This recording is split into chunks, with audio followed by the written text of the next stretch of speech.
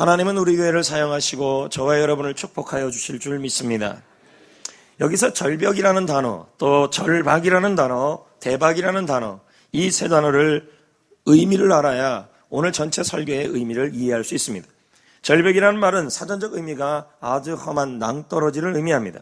그러나 인생에 적용해 본다면 인생의 막다른 골목, 인생의 벼랑 끝, 또는 더 이상 갈 길이 보이지 않고 방법이 보이지 않는 것입니다. 어떤 분은 병 때문에 그렇기도 하고, 어떤 분은 물질 때문에 그렇기도 하고, 어떤 분은 가정 때문에 그렇기도 하는 것입니다. 여기서 이 절박이라는 단어가 중요한데, 이 절박이라는 단어는 바로 이런 뜻이 있습니다. 일이나 사정이 매우 다급하고 절실하다. 이 말은 포기하지 않는다는 얘기죠. 절벽에서 포기하지 않고 도전한다는 의미가 바로 절박입니다.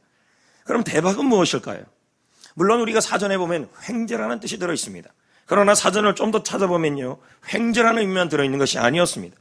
어떤 일이 크게 이루어짐을, 또 예상치 못한 어마어마한 일이 성과를 거두게 될 때 쓰는 단어가 대박이라는 단어입니다. 예전엔 저는 이런 말씀을 전한 적이 있습니다. 인생은 누적이 아니라 대박이다. 이때 이 단어는 인생은 대박 구하지 말라는 말이었습니다. 이건 횡재라는 말입니다. 횡재라는 말은 노력 없이 얻는 대가를 말하는 것입니다. 그러나 오늘 말씀의 의미에 쓰이는 이 대박은 횡재를 의미하는 것이 아니라 어떤 성과가 크게 이루어짐을 의미하는 것입니다. 성도 여러분, 인생의 절벽이 있을 때 절박해지면 대박이 태어납니다. 예상치 못한 엄청난 일이 일어나는 것입니다. 이걸 우리는 뭐라고 표현할 수 있냐면 대박 인생이다. 오늘 설교 말씀의 제목이 나오게 된 한 말이 있는 것입니다. 그게 유영만 교수의 말이었습니다. 절박이 대박을 가져온다. 절박함이 대박을 낳는다. 오늘 말씀을 생각하면서 저는 이 문장 한 문장을 생각하면서 과연 성경 구절과 어떻게 연관을 미칠 수 있을까 고민을 했습니다. 그 말씀이 바로 신명기 32장 11, 12절이었습니다. 절박함이 대박을 낳는다 라는 구절이 되는 것이죠. 본문 말씀은 어미 독수리가 새끼 독수리를 훈련시키는 방법을 통해 하나님께서 우리를 어떻게 대하시는지에 대한 말씀을 설명하는 내용입니다. 하나님은 절벽에서 절박하면 대박을 주시는 분이심을 오늘 본문은 정확하게 설명하고 있습니다. 그럼 본문 말씀을 한번 보겠습니다. 11절. 저는 오늘 본문 말씀을 묵상하고 설교 준비를 하면서 굉장히 많이 은혜를 받았습니다. 여러분에게도 이런 은혜가 있기를 주의 이름으로 축복합니다. 11절입니다. 읽어봅니다. 시작. 여러분, 독수리가 새끼 독수리가 있는 보금자리를 어미 독수리가 어지럽힌다는 것입니다. 자, 보금자리를 어지럽히다. 이 어지럽히다라는 뜻은 선동하다, 일으키다는 뜻입니다. 어미 독수리는 절벽 끝에다가 둥지를 만들어요. 거기다가 알을 낳고 새끼가 태어나고 새끼를 키워요. 그러다가 어미 독수리가 갑자기 이상해졌는지, 이건 새끼 입장이에요. 2, 3일 동안 굶겨요. 아무것도 안 주는 거예요. 독수리 습성이 그렇다는 겁니다. 그러고 난 다음에 둥지에 깔아놓은 푹신푹신한 어미의 털들을 모두 치워버리고 어지럽히는 겁니다. 새끼 입장에서는 어떻게 되는 것입니까? 보금자리가 없어지고 있는 것입니다. 그런 다음에 겨우 그래도 한번 없어져도 여기서 딱딱한 바닥이지만 견뎌봐야겠다고 새끼는 생각했을 것입니다. 근데 엄마가 안 그래요. 절벽 끝으로 데려가는 겁니다. 밀어 넣어버려요. 세상에. 왜요? 너무 웃기잖아요. 성도 여러분, 가만히 생각해보면 하나님이 우리를 이렇게 대할 때가 있다는 거예요. 우리 역시 처음 예수 믿을 때 하나님이 우리에게 먹을 거 너무 잘 줘요. 기도만 하면 응답이 돼요. 그리고 초신자라고 성도들도 얼마나 배려를 많이 해주는지 괜찮아. 그럴 수도 있어. 가만히 있는데도 커피 사주고 떡 사주고 떡볶이 사주고 너무 잘해주는 거예요. 근데 어느 정도 지나니까 갑자기 내 보금자리에 문제가 생기기 시작하는 것입니다. 가정에 어려움이 생기고, 가정 가운데 누군가 아프고, 또 자녀의 어려움이 생기고, 물질의 어려움이 보금자리에 문제가 생기기 시작해요. 하나님 믿으면 잘 될 줄 알았는데 하나님 믿으니까 이게 뭐야? 하나님이 오히려 보금자리를 어지럽히네? 교회 나왔더니 좀 배려 좀 해주면 좋은데 이제 좀 교회 좀 다녔다고, 1년 좀 했다고, 학신반 정도 했다고 이제는 알아서 하라는 거예요.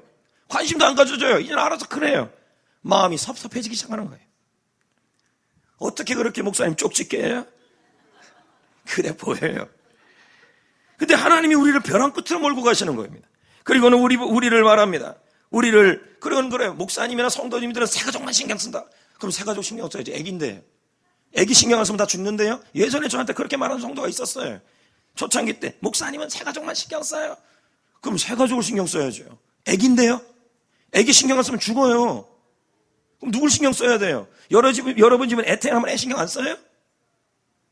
죄송해요. 약간 좀 흥분했습니다. 너무 몰라요. 애기같이 20년 다녔는데 애같이 봐달래요. 20년 다녔으면 뭔가 달라져야죠. 그렇지 않습니까? 하나님은 우리를 추락하게 하셨다는 겁니다. 그때 우리는 뭐 합니까? 보금자리가 흔들리고 절벽 끝으로 가고 벼랑 끝으로 가고 갑자기 하나님이 떨어뜨려 놔요. 사업장이 추락해버리고 인생이 추락해버리고 계속 쭉쭉쭉쭉 계속 떨어지는 거예요. 이때 우리는 당황해요. 낙심해요. 좌절해요. 어떻게 하나님이 도대체 예수 믿고 있는데 이럴 수가 있냐는 거예요. 예수 믿는데 왜 자꾸 추락하고 예수 믿는데 왜 직장을 잃고 예수 믿는데 왜 점점 어려워지냐는 거예요. 어미 독수리는 왜 새끼 독수리를 절벽으로 몰고 갔을까요? 어미 독수리는 왜 새끼 독수리의 보금자리를 흐트렀을까요? 어미 독수리는 왜 새끼 독수리를 절벽 아래로 추락시키고 있었을까요? 왜 그럴까요? 여러분, 어미 독수리가 골탕 먹이려고 그랬을까요? 그건 아니라는 것입니다. 여러분도 알다시피 새끼 독수리가 날도록 하기 위해서라는 것이에요. 새끼 독수리가 창공을 비상하게 만들기 위한 왕 중의 왕, 새 중의 왕으로 만들기 위해서라는 거예요. 그러므로 여러분, 새끼 독수리에게 절벽은 끝나는 것이 아닙니다. 새끼 독수리가 절벽으로 떨어지는 것은 완전한 추락이 아니에요. 떨어지지만 완전하게 추락한 건 아니라는 거예요. 창공을 높이 날아오르는 진짜 독수리가 되는 과정이라는 것입니다. 물론 어미 독수리가 계속해서 공급할 수 있어요. 보호할 수 있어요. 절벽으로 몰고 가지 않을 수 있어요. 그냥 새끼 독수리에게 맨날 와서 음식 먹여주고 보금자리 챙겨주며 맨날 그렇게 할 수 있어요. 그러면 여러분, 새끼 독수리는 평생 하늘을 나는 독수리는 못 될 거예요. 만약에 그렇게 된다면 수많은 적들을 이겨내지 못할 거예요. 만약 그렇다면 사냥도 못할 거예요. 만약 그렇다면 태풍이 오고 거센 바람이 불어오면 숨기만 할 것이라는 거예요. 어미 독수리는 새끼 독수리가 그렇게 살기를 원치 않았던 거예요. 어미 독수리는 새끼 독수리가 창공을 높이 날아오르는 진짜 독수리가 되기를 원했던 거예요. 그래서 보금자리를 어지럽힌 거예요. 그래서 환경을 어지럽힌 거예요. 그래서 절벽에 떨어뜨리게 한 거예요. 그러므로 새끼 독수리는 보금자리가 어지럽혀진다고 해서 망해지는 것이 아니라 절벽에서 떨어지고 추락한다 그래서 다시 일어나지 못하는 게 아니라는 거예요. 반드시 날아오르고 예상치 못할 일이 일어나고 엄청난 일이 일어나요. 이걸 뭐라 그래요? 비상. 다른 말로는 대박이 난다는 말입니다. 이와 같이 하나님이 우리 보금자리를 어지럽히는 이유가 있다는 거예요. 왜 우리 가정에 이런 어려움이 생기고 우리 자녀에게 왜 이런 어려움이 생기면서 가정을 자꾸 어지럽혀요. 그것도 하나님이 그렇게 해요. 이해가 안 되는 거예요. 처음에는 조금만 해도 하나님이 우리 자녀 성적도 올라가게 하고 잘 되게 하는 것 같은데, 가정도 별일 없을 것 같은데 믿으면 믿을수록 점점점 보금자리가 어지러워져요. 혼란스러워져요.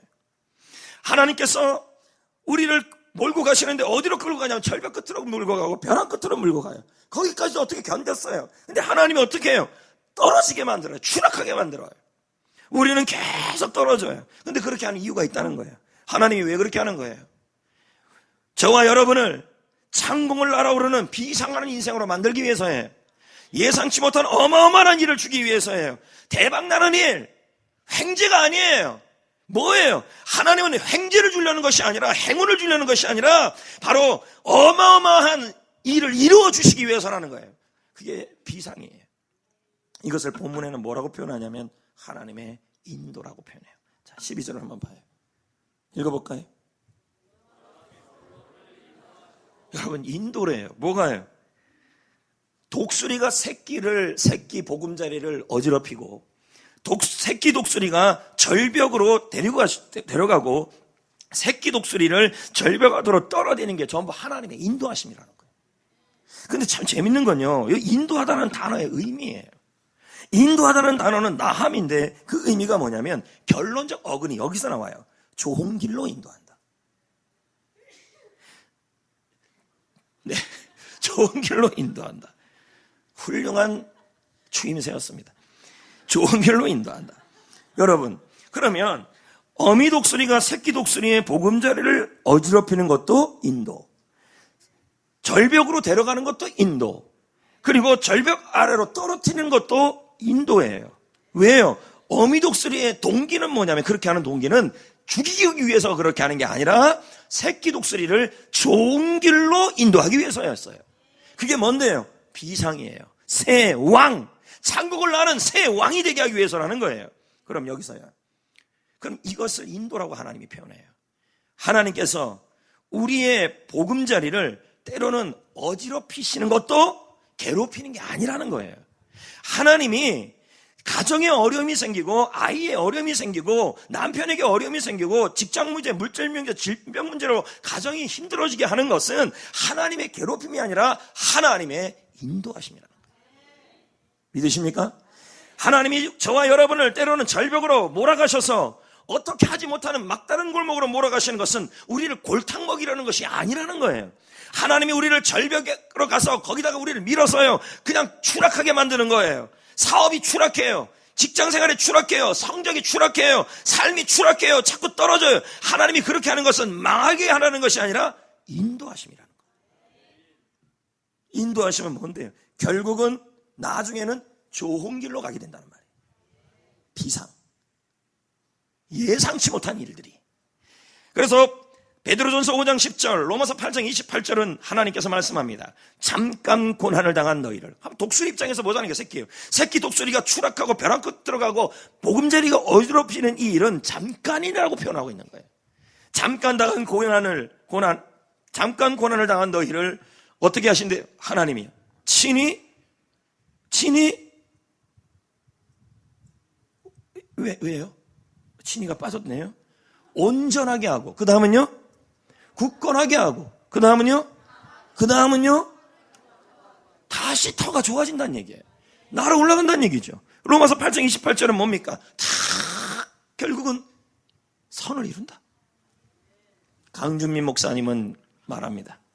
하나님이 우리를 벼랑 끝으로 몰고 가시는 이유는 우리 안에 담아두신 하나님의 날개가 있음을 보여주기 위해서다. 우리는 벼랑 끝에 섰을 때 우리에게 날개가 있음을 깨닫게 된다. 여러분, 길라훔 아폴리네어, 말도 어려워. 사람 이름이 너무 어려우면 안 돼요. 이 사람이 다음과 같은 시와 노래를 했어요. 벼랑 끝으로 오세요. 싫어요. 떨어질 거예요. 벼랑 끝으로 오세요. 싫어요. 떨어질 거예요. 그들은 벼랑 끝까지 갔다. 그가 밀었다. 그들은 날아올랐다. 손가락이라도 까딱까딱 해야 돼요. 그렇게 해도 뭔가 살아보려는 절박함이 있어야 돼요. 지금 현재 내가 할 수 있는 날개짓을 하고 있어야 돼요. 그 날개짓이 아무 무의미해 보여도 하나님은 새끼 독수리가 날개짓 하듯이 하고 있으라기를 원하는 것입니다. 음악학자, 음악 역사학자 어너스트 유머는 말해요. 위대한 작곡가는 영감이 떠오른 뒤 작곡하는 게 아니다. 우리 유명한 작곡가들이 갑자기 영감이 떠오르서 하는 게 아니라는 거예요. 지루한 반복적인 작곡을 하니까 영감이 떠올랐다는 거예요. 여기 보면 베토벤, 바흐, 모차르트, 격리사원같이 매일 반복적인 일상에 아주 지루한 일상을 작곡하다 보니까 거기에서 뭐가 나오냐면 작품이 나왔다는 얘기예요. 이걸 뭐라 그래요? 대박이라는 거죠. 비상이라는 거죠. 여러분, 제가 책 한 권을 또 봤는데 맹영관 박사의 결핍이 에너지라는 책을 봤어요. 근데 서론에 이런 얘기가 있는 거예요. 자기는 결핍투성이라는 거예요. 결핍이라는 열등감 투성이라는 거예요. 없는 게 너무 많아요. 그래서 그분의 별명이 있어요. 옥돌매예요. 옥상에서 떨어진 매주. 진짜 얼굴을 봤더니 진짜 매주예요. 얼마나 못생겼는지. 자기 인생에는 너무 결핍투성이라는 거예요. 얼굴만 못생겨. 아니, 머리도 안 좋다는 거예요. 공부를 하는데 한 번씩 IQ가 저는 그래서 머리가 탁월하지 않다 해서 자세히 봤어요. 머리카락이 없나. 그게 아니에요. 진짜 그 사람 얼굴 봤는데 진짜 옥돌매였어요. 너무 못생겼어요. 근데 머리도 안 좋지요. 근데 또 보면 말도 못해요. 더듬. 근데 그가 말해요. 그는 지금 바뀌어 있어요. 작가에, 강사에, 그리고 컨설팅 전문가, 말하는 잘자는 사람 바뀌어 있어요. 어떻게 그분이 책에서 이런 얘기를 해요. 서론해요. 많은 청년들은 말한다. 청춘들이 결핍은 없다라는 것으로 말한다. 그러나 결핍은 없는 게 아니라 결핍을 절박함으로 바꾸면 에너지가 된다. 이렇게 나와요. 여러분, 수많은 재능과 능력은 없는 데서 시작된대요. 결핍은 없음이 아니면 가능성과 에너지라는 것이. 언제 그게 바뀌어요? 절박할 때예요. 날개짓. 반복적인 거. 예? 교회에서 운전하면 그거 계속 운전, 지루해도 하는 거예요. 계속. 그 반복적인 것에 역사가 일어난다는 거예요. 절벽에서 내가 하고 있는 일은 무의미한 일이 아니에요, 여러분. 추락하고 있을 때 내가 지금 하고 있는 일이 손가락 하나 까딱하는 일은 쓸데없는 일이 아니에요. 비상하기 위한 날개짓이라는 거예요. 어떤 분은 말해요. 목사님, 날개짓 하고 있는데 힘이 없어요. 아예 포기해버리는 사람들이 있다는 거예요. 그러나 여러분, 정말 힘이 없습니까? 우리는 힘이 없지만 주님은 있는 거예요. 주님이 뭐라 그래요? 그럼 빌립보서 4장 13절은 무엇으로 달고 다닙니까? 내게 능력 주신 자에서 내가 할 수 있다. 내 안에 주님이 계시기에 나는 해낼 수 있다, 이 말이에요. 무엇으로 달고 다니는 말씀이 아니잖아요. 우리 귀신 살아있는 말씀 아닙니까? 절벽이 있을 때 힘이 없다고 얘기하지 마세요. 지금 해야만 하는 일을 할 수 있는 힘을 예수님이 내 안에서 주고 있다는 거예요. 포기하지 말고 날개짓을 해야 돼요. 아프면 힘들지만 그래도 살아보려고 찡긋찡긋 살 거야. 이렇게. 또 직장에서 자꾸 떨어지면 살아보려고 뭐라도 자꾸 하고, 최소한 직장을 잃었거나 없으면 그냥 집에서 직장 잃었다고 누워있지 말고 집에서 설거지라도 해요. 그게 날개짓이에요. 비록 그 일이 무의미하게 보이고 작아 보일 수 있어요. 그리고 그 일을 하는 게 허송세일 하는 일만 같아요. 그러나 그 일이 사소해 보일 수 있어요. 하지만 하나님 앞에서 사소한 일, 무의미한 일, 그 어떤 일도 없어요. 하나님 손에 들어가면 다 무한한 일로 바뀌어요. 날개짓이 중요해요. 오죽하면 마더 테레사가 이런 말을 했잖아요. 하나님께서는 사소한 일이 없다. 무슨 일이든지 하나님께 드리면 무한한 일이 된다. 청소, 공부, 업무, 사역, 복사, 설거지, 반복적인 일상이에요. 반복적인 일들이에요. 그럼에도 불구하고 하세요. 떨어지고 있어도 하세요. 계속 즐겁게 하세요. 이거 할 때 미치겠어, 하기 싫은데 이렇게 하지만 즐겁게 하세요. 즐겁게 설거지 하세요. 즐겁게 청소하세요. 즐겁게 노래하세요. 즐겁게 찬양하세요. 즐겁게 사역하세요. 즐겁게 일하세요. 계속 하세요. 그 날개짓을 하나님은 무한하게 발견하신다는 거죠. 할렐루야. 근데 참 재밌는 건요, 이렇게 하는데 떨어진다니까요. 날개짓해요. 계속 설거지도 하고 목사님 말씀대로 하는데 자꾸 떨어지고 일이 안 풀리고 그럴 수 있어요. 그런데 그렇게 하는 사람은 하나님이 인도하셔요. 아무나 인도하지 않아요. 분명히 그렇게 나와요. 본문 말씀 보면 독수리가 12절에 하나님이 그들을 인도하셨다는 단어가 나와요. 12절 말씀 있잖아요. 12절에요. 예? 있죠? 근데 이 12절의 말은 안내한다는 말인데, 시제가 뭐냐면 미완료형이에요. 이 말은 계속 끝까지 인도하겠다는 말이에요. 예? 여러분, 어미 독수리는 절벽 끝으로 새끼 독수리 인도하죠? 비상하게 만들기 위해서예요? 그렇죠? 근데 떨어져요? 날개짓 하는데 계속 떨어져요? 목사님 말씀 듣고 가갖고 힘든데도 설거지하고 힘든데도 까딱까딱 대고 움직이고 막 하고 운동 이렇게 했는데 더 떨어지네요? 그럴 이유, 그래도 걱정하지 말라는 거예요. 왜요? 우리 주님이 보고 있어요. 독수리가, 자 11절을 보세요. 마치 독수리가 보금자리를 어지럽게 하는데 새끼 위에서 뭐 한대요? 관찰한다는 뜻이에요. 위에서 돌면서 떨어지는데 날개짓 하는 걸요. 왜 관찰할까요? 뺑뺑 돌아요. 예? 그 날개짓 하는 거 본다는 얘기예요. 절박하게 살아가는 거. 내가 하는 그 날개짓, 내가 지금 해야만 하는 일, 그걸 하고 있다는 말이에요. 최소한 손가락이라도 움직이든가. 손가락 움직일 힘이 있으면요, 입이라도 움직이세요. 이렇게라도 이게 날개짓이에요. 그것도 힘들면요, 눈이라도 움직이세요. 미소로. 그게 날개짓이에요. 무슨 말인지 알겠어요? 그 정도는 못합니까? 식물인간이에요?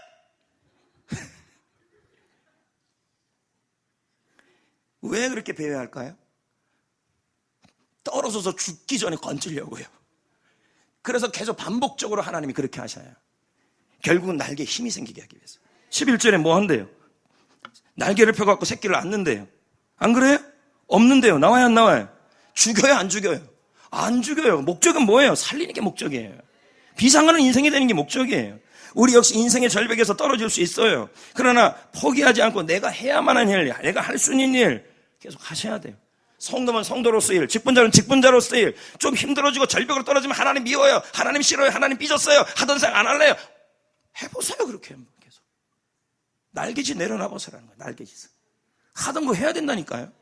계속. 하나님은 포기하는 사람을 지켜주지는 않아요. 하나님은 어떤 사람을 지켜주냐면 추락할 때도 포기하지 않고 내가 할 수 있는 일, 최소한 깜빡깜빡이라도 되는 날개짓 하는 사람을 도와주시는 거예요. 그래서 우리 옛말에 그런 말이 있잖아요. 하늘은 스스로 돕는 자를 돕는다.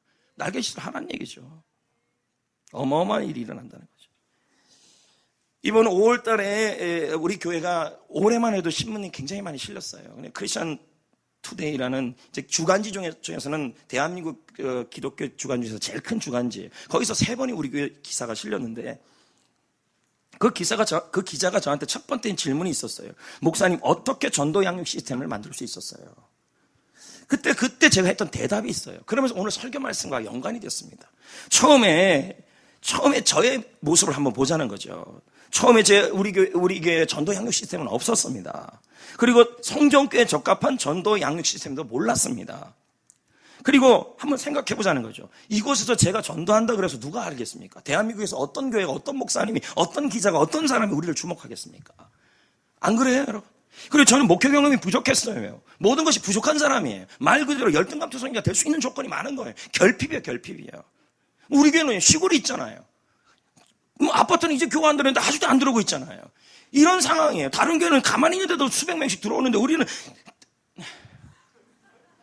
회피를 해야 못 들어오는 상황. 이런 상황에 처해진 거 아닙니까? 이런 상황에서 선택은 2가지예요. 저나 우리 성도들이 할 선택은, 첫째, 날개짓 포기하는 거죠. 둘째, 날개짓 타는 거예요. 제가 전도 시스템에 대한 전체를 몰랐고 양육 시스템을 몰랐어요. 그런데 어떻게 했습니까? 그냥 했어요. 몰라도 했어요. 내가 할 수 있는 최선을 다했어요. 이 정도, 저 정도, 이 방법, 저 방법. 그리고 처음에는 학신반까지밖에 방법이 없었어요. 그 이상 단계를 제가 시스템을 픽스 못 시켰어요. 그러니까 몰라도 그냥 했어요. 날개짓을요. 뭔 말인지 아시겠습니까? 교회 안에 이상한 일, 저런 일 많이 일어나도 상관없이 계속 저는 날개짓을 했어요. 맞잖아요. 여러분도 그렇게 했잖아요. 저와 함께 그렇게 동역했잖아요. 맞지 않습니까? 저와 비전을 공유했잖아요. 그러면 우리 입장에서, 제 입장이나 여러분 입장에서, 목사님, 성정교회에서 말이에요, 저희들이요 맨날 해피커스 하고요, 전도하고요, 날개짓 한다 그래서 뭐 대단하겠어요, 이렇게 할 수 있을 거라는 거예요. 그러나 우리는 뭐 했습니까? 알아주든 안 알아주든 했어요. 우리가 할 수 있는 그 일을 했어요. 내가 해야만 할 일을 했어요. 계속 전도하고 계속 양육하고, 그러다 보니까 어느 날 갑자기가 아니라 그게 쌓여서, 그게 모여져서 하나님은 뭐가 그 날개짓이 그 사소한 일을 무한하게 만들어 놓은 거예요. 해피코스 시스템이 만들어지고, 관계전도 시스템이 만들어지고, 셀 전도 시스템이 만들어지고, 제자 양육 시스템이 만들어졌어요. 지금에는 이 모든 것이 한국교회, 소개하는 교회로 바뀐 거예요. 제가 포기했다면, 우리 성도들이 포기했다면, 날개짓을 안 했다면, 저와 함께 비전을 공유하지 않았다면 이게 됐을까요? 안 됐을 것입니다. 우리 성도들이 동역을 해줬기 때문이고 하나님이 도와주셨기 때문입니다. 지난주에도 용인신문사에서 저에게 찾아왔습니다. 목사님, 그동안 노인대학 꿈축제 이런 기사를 테마로만 나갔는데 도무지 그렇게 못하겠습니다. 제가 너무 잘해줬거든요. 걱정하지 마세요. 그 잘해준다는 게 다른 게 아니라 그냥 잘해줬어요. 인간관계를요. 인간관계는 인삼이에요. 나중에 이 설교 한번 한 날이 올 겁니다. 인간관계는 잘해놓으면 6년은 먹고 살아요. 인삼 6년 걸리잖아요. 산삼 아니에요. 자, 됐어요. 나중에 설교할게요. 다 모아놓고요. 근데 이분이 저한테 그러는 거예요. 목사님, 이번에는 이렇게 기사를 실지 말고, 네? 성정교회 전체 사역을 특집으로 한번 실고 싶습니다. 이러는 거예요. 그래서 목요일 날 제가 노인대학 검견을 못하고 가가지고 이 인터뷰를 2시간을 했어요. 제가 생각을 해봤습니다. 어떻게 이런 일이 일어났을까? 이건 저와 여러분이 비록 용인시, 처인구, 이동면, 송정, 리 이런 시골에 살고 있었지만 우리 날개짓을 했기 때문이에요. 우리의 날개짓이, 우리의 전도가, 여러분이 노방전도, 관계전도, 해피, 교회 사역, 이 모든 것이 무슨 의미가 있겠냐, 무슨 그거 한다고 대박이 나겠냐 이러겠지만 그 날개짓을 하나님이 사용하신다는 얘기예요. 저는 앞으로도 결심합니다. 절박함으로 목회할 겁니다. 왜? 목회는 직업이 아니에요. 모든 직업도 다 직업적으로 하려면 저는 이거 그만둬야 돼요. 목회는 직업이 아니에요. 뭡니까? 하나님의 생명이에요. 앞으로도 저는 날개짓 할 겁니다. 이거 할 거예요. 뭐요? 변함없이 해피할 거예요. 저한테 찾아와서 해피 코스 언제까지 할 거예요? 묻지 말아요. 저도 하기 싫을 때 많아요. 그러나 할 거예요. VIP 작정 할 거예요. 제자 훈련 5번, 6번 계속 할 거예요. 계속. 왜요? 하나님은 절박할 때 대박을 낳게 하시는 분이시죠. 오늘 그 수료식이 오늘 있는 날이에요. 이제 말씀을 맺으려고 합니다. 모든 분들을 이렇게 간증을 들어보면, 인생을 살다 보면 이렇게 절벽에 모일 때가 있어요. 추락할 때도 있죠. 그러나 우리는 날아오를 겁니다. 결국 비상할 것이고요. 그러니까 절벽에 있을 때, 추락하고 있을 때 제발 부탁드리는데 날개짓을 하십시오. 무의미 없어도요, 아무 소용이 없어도 내가 할 수 있는, 내가 지금 해야 될 그 일, 그게 청소면 청소, 교회 일이면 교회 일, 공부면 공부, 그러면 뭐 복사면 복사, 뭐라도 계속 하되, 날개짓을 하되 어떻게 해요? 즐겁게 하십시오. 예? 억지로 하지 마시고요. 삶은 포기할 때 끝나는 거지 포기하지 않는 한 기회는 옵니다. 하나님은 절벽이 있을지라도 절박한 사람들, 그 사람들에게 비상의 인생이 되도록 해 주실 겁니다. 아멘. 너의 눈물 닦아주리라. 이 찬양 우리 1절 부르고 헌금하는 시간을 갖겠습니다. 우선 찬양부터 부르겠습니다.